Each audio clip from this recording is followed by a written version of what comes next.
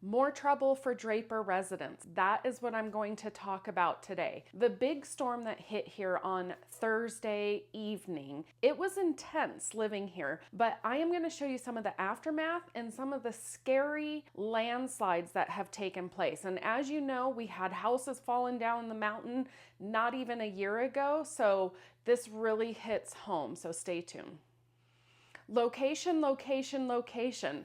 That's what matters in real estate, right? That's what you always hear. Those are the three most important things when it comes time to buying or selling real estate. Well, I actually have video that a friend took while she was driving in the storm up South Mountain on Thursday night during the storm. So you're gonna see some crazy stuff. Now, the storm hit very, very hard in Draper, and from what I heard, it was the hardest hit place from the storm. But there are landslides that have happened on South Mountain, close to homes, close to apartments, next to the road. And so I want to share that with you and talk a little bit more about it. My understanding is there was no significant damage in flat Draper. And if you haven't already, I have done a video on the 3 levels of Draper, so check that out if you're considering moving to Draper. I'll put it up here, and that way you can kind of understand that this problem from this storm really, it affected South Mountain more than anything. One, because it's a mountain and what is up must come down, right? So that's where everything was happening, but also South Mountain is extremely sandy. So if you look at the history of Salt Lake City, it used to be Lake Bonneville back 25,000 years ago during the Ice Age. Well, South Mountain was said to be a sandbar for Lake Bonneville. So explains why it's so extremely sandy. Now I didn't get all of the aftermath.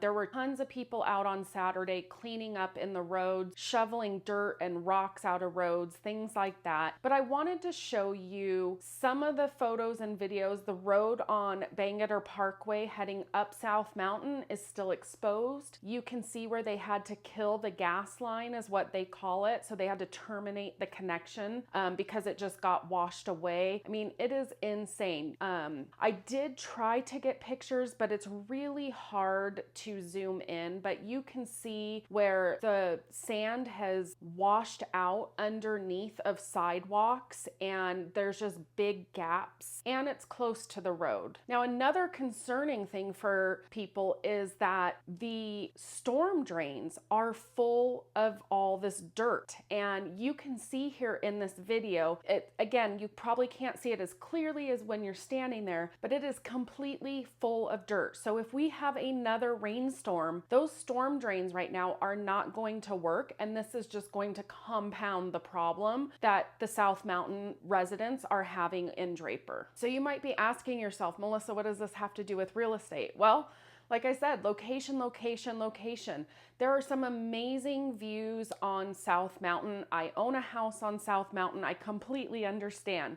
But when you're looking at buying a home, it is always so critical to really look at the big picture of things that can potentially happen. Now, this isn't something that happens all the time, but we're talking 2 different occasions in 7, 8 months, 9 months, where landslides have occurred on South Mountain and are affecting homes, infrastructure, things like that. So that is one thing I always look at with my clients when they're buying a house is potential problems with resale. And so maybe it's a busy road, maybe it's the location of where it's at. Now, I think people are going to start looking a little more closely with all these weather patterns, not just in Draper, but everywhere, of how close they are to the edge of mountains, because Draper and South Mountain are not the only sandy areas that we have in Salt Lake City. Now, this also serves as a reminder, if you do not have flood insurance, you may want to look into it. Because so many people's homes, their basements flooded, And I read an article on the news station that said the insurance companies estimate 1 inch of water in your home, it costs about $25,000 in damages. And I will put a link down below to that article so you can read it yourself. But that's a huge amount of money if some rain comes fast like it did Thursday and leaks into your basement. So make sure you check your homeowner's policy. Make sure if you're more comfortable, you have flood insurance.